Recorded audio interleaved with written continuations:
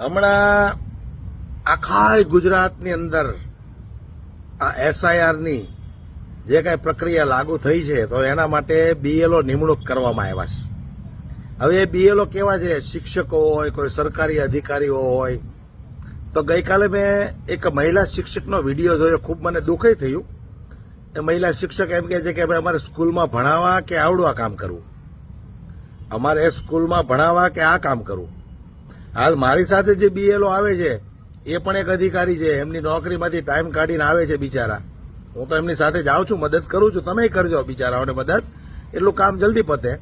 પણ હવે આ જે મહિલા શિક્ષક પોતાની જે વેદના ઠાલવે છે, તો મારે એ મહિલા શિક્ષકને એટલું કહેવું છે કે અત્યાર સુધી કદાચ તમે જો ભાજપને વોટ આપ્યા હોય ને તો હવે જાગૃત થઈ જાજો। કારણ કે તમે શિક્ષકો બન્યા છો ત્યારે તમને નહીં ખબર હોય કે આ ભાજપવાળા તમને સભાઓમાં પરાણે લઈ જાય, શૌચાલય કેટલા છે એની ગણતરી કરાવડાવશે, ખેતરોમાં જઈને તીડ ઉડાડાવશે, મતદાર યાદીની ગણતરીઓ કરાવડાવશે। આ બધી તમને નહીં ખબર હોય એટલે તમે કદાચ ભાજપને વોટ આપ્યા હશે, પણ હવે તમે ચેતી જાજો। જો ભાજપને વોટ આપ્યા હોય તો તમારે ખાસ ચેતી જવું કે આવનારી ચૂંટણીમાં હવે આ ભાજપને વોટ ન દેવાય। જો એનામાં તેવડ હોય તો અભણ અંગૂઠા સાહેબ ગણાય છે, એને બીએલઓ બનાવીને મોકલે મેદાનમાં, ખબર પડે।